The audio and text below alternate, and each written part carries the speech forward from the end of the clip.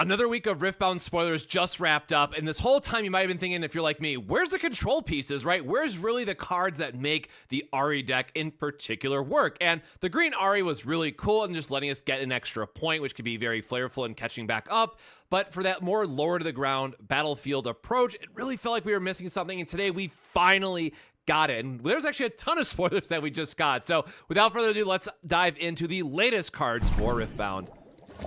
So yes, the star of the show, and there's some other pretty big ones that I'm going to talk about today, but for this, the Ahri, the 3 energy, 1 Mind Rune, this is a card that we've been looking for that is lower to the ground and helps us hold a battlefield that pairs just so well with her legend ability. So at 3 might, it's on par where we see in the early game, but what's really important here is that it's going to stack with the other effect. So on defense, right, you're able to get the -2 from this Ahri and then also the -1 from the legend effect, making this just by itself on defense a 3 might swing, which is an entire card worth of value a lot of times.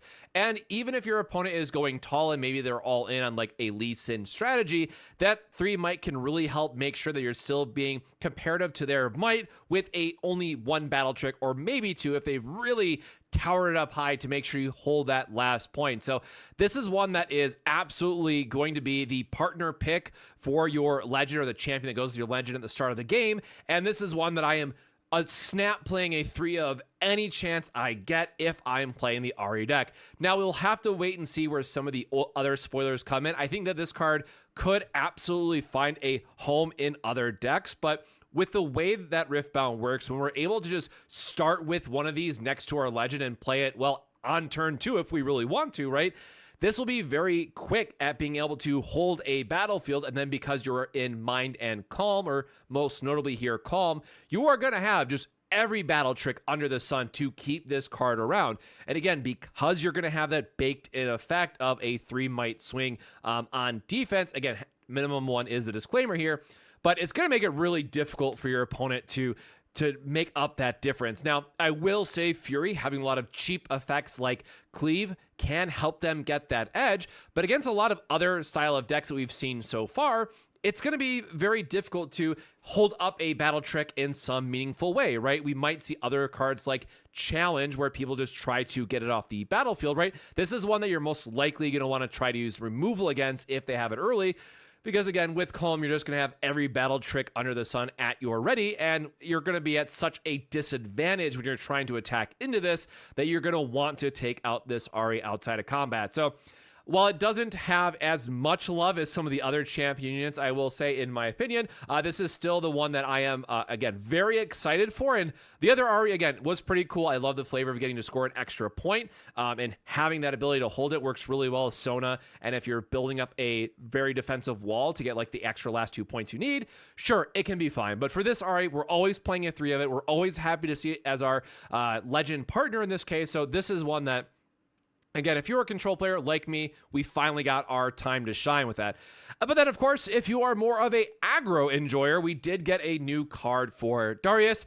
And I guess, small disclaimer, this could end up going in some builds of Set, and I just did a Set gameplay video, that because this works out quite well with going in your Cytheria into Glory Seeker, having 2 buffed units that, of course, they get the +1 might, which is really nice from the buff mechanic itself, but we're starting to see more of these buff spenders, or ways to get extra value out of buffs, that it works very well with the yellow set. So there is something part of this where clearly it works with the Legend Darius, because you get to pay the extra cost. And again, for those that don't know, Legion is just the card that if you play it the second time. So with Darius's Legend ability, he's able to reduce the cost. So if we get a 1-drop at some point, I don't think there's a 1-drop other than the bird confirmed at this time, right? Something more aggressive, you would be able to put out a unit plus this on your turn 1 going first, because of Darius being able to give you that extra energy when you really need it. And it also doesn't have a power cost associated with it, so you don't mind playing this out early.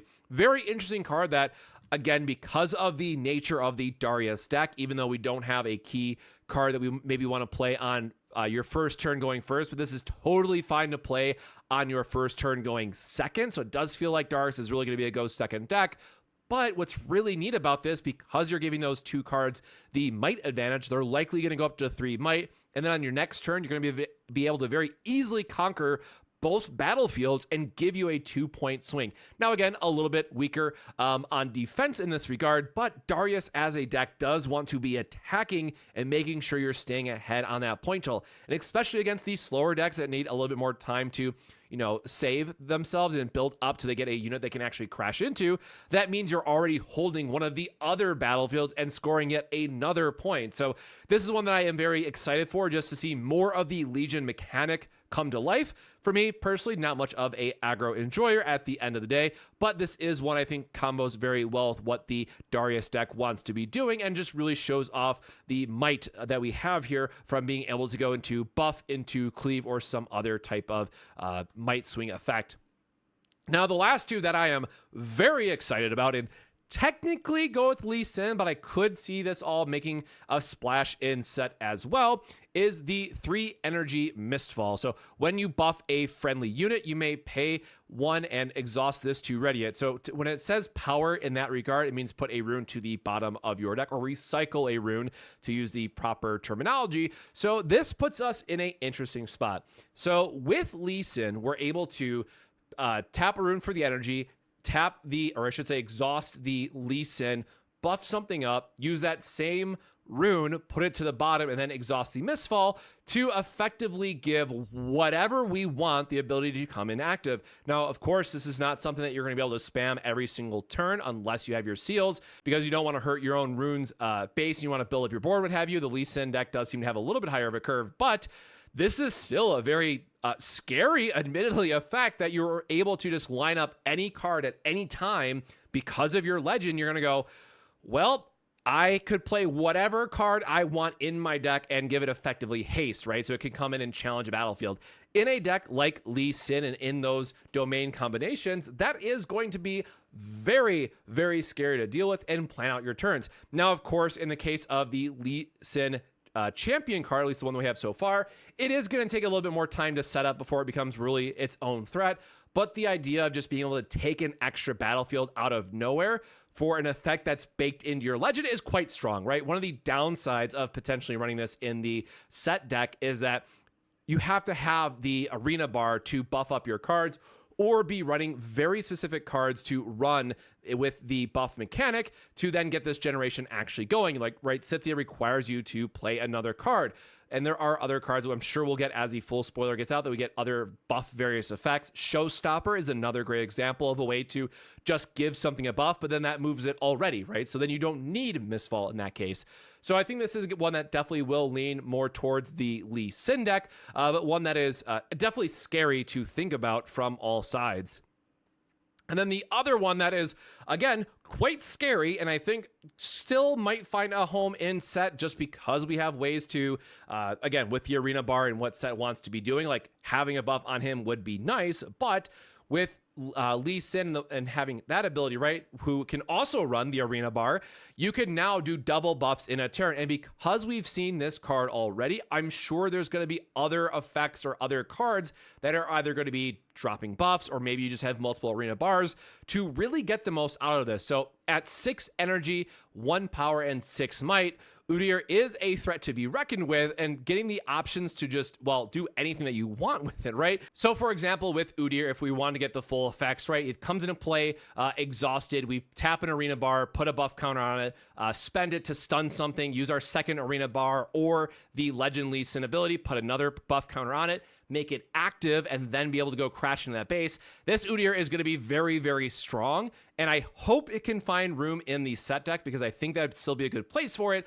But because we are reliant on spending that buff, I definitely think it's mostly going to find a home in the various Lee Sin decks, because you always have access to that. So I haven't worked on a Lee Sin list just yet. I know Max is very excited about Lee Sin, but in the ability to get all this flexibility or utility baked into a single card that your legend just provides you for free, and again, this legend just wants to be buffing the rest of your deck anyways, This seems like a slam dunk. I'm very excited to see more spoilers so we can figure out where else the Lee Sin deck wants to be going.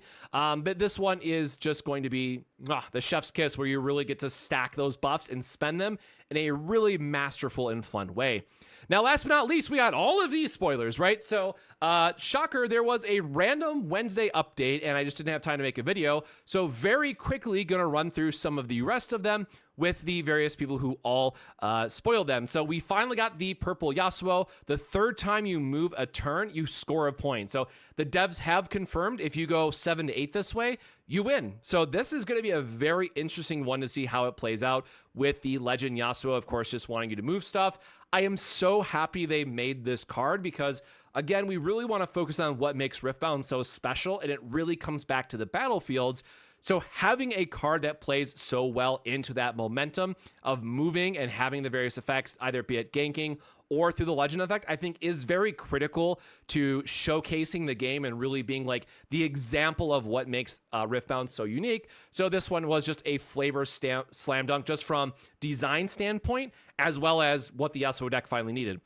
Invert timelines, 3 energy, 1 power. Each player discards their hand, then draws 4 cards. Very interesting one for Jinx, because if you're discarding like Flame Chompers, you just get them for free, or other aggro, low to the ground style of decks that just want to refill their hand. Invert timelines is going to be really good for that. Have to wait and see what else comes about that, but I would not be surprised at all if this sees play at some point in a deck or two. Now, the one I'm probably most excited for, obviously a bit biased of everything on this list, is we got Bandle Tree that lets you hide an additional card. Obviously, this is, as I talked about in my last spoiler video, that we have a slam dunk card for your late game decks. This is going to be a slam dunk battlefield for your Teemo deck, right? Just having the option to hide an additional card is going to be insane for playing mind games, and also very difficult for your opponent to try to figure out how they want to conquer that battlefield, right? Is it going to be a double Teemo surprise? Is there going to be a mushroom under there that's going to surprise your opponent, right? I'm sure we're going to get a more dedicated mushroom card later. Or is it a sprite that gives -2? There's a lot of things that could be under this. I cannot wait to see more hidden cards. Please, Riot, the next set of spoilers that we get, give us a blue-purple hidden card. I am begging you at this point. On the other side, we have the Arena's Greatest, which combos very well with Draven, that at the start of each player's first beginning phase, that player gains 1 point. So if you're the aggro deck, you are very excited to see this card. And of course, it pairs very well with Draven, which is a 5 energy, 1 power, 3 might. My might is increased by your points. So every turn that you're conquering something, Draven is just going to get stronger and stronger and stronger. It is a little high costed at 5 for only 3 might. But again, keeping in mind you're going to be playing the aggro deck, you're probably going to have around 3 might by the time that this gets online, especially have the Arena's Greatest. So this is coming in at a 5 energy for 6 might. That is only going to go up from there. Very solid card. We're going to have to wait and see where it finds a home, but another one that I know the aggro enjoyers are probably just salivating at this card for how high your might is ultimately going to get. Now, a super flavorful one that I'm not at all sure where it finds a home yet, but I am positive it will, is Vayne. So 4 energy, 1 power, and only 2 might, but it has Assault 3, meaning it becomes a 5 might on attack. And what's really cool is if your opponent controls a battlefield, it enters ready, so it's always going to have that, crash in ability for 5 being a threat. But when you conquer, you may pay 1 energy to return me to its owner's hand. Now, this does have its own little downside that we have to acknowledge, that yes, it does cost a power every time you play it. So if you are playing a deck or find a deck that really lands well with Vayne, you have to play the seals to make sure you're generating power through that instead of recycling your runes, because that cost is going to add up over time. So this one definitely screams to me as more of like a Fury power heavy style of deck that you're going to be running those seals in anyways. But with a 5 might as a kind of battle trick aspect, I think this is one that is going to cause a lot of headaches in the right decks, because you're not going to be able to just remove it when you really want to, because Vayne will always be able to dash back, right, and roll back into their position. And then Captain Farron, this one gave me a quick whiplash, because I'm used to the 8 cost version, but for 4 energy and 1 power and 5 might, other friendly units here have Assault, meaning they gain +1.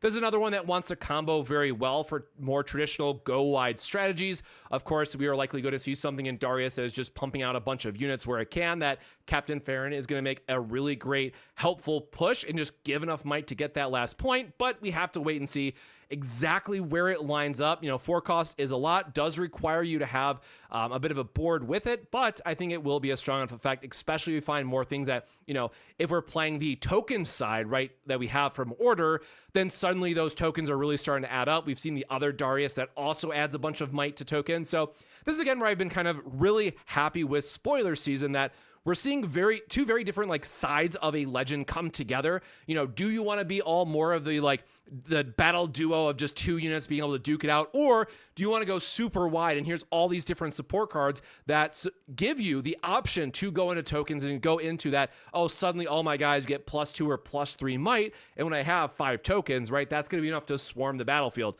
Very curious to see ultimately where Captain lines up, but I think that's really going to come down to where more of the order cards come to life that we're waiting to see. So need a few more spoilers, but I think it's definitely one that we can get excited about in the near future. So that is a quick look at all the Riftbound spoilers for this week. If you missed the other spoilers, definitely go check out our other videos. A lot more Riftbound content coming up. Also did a versus video yesterday at the time of recording this. So lots of exciting stuff that's coming out in the near future. And I'm also going to try to record another versus video for everyone.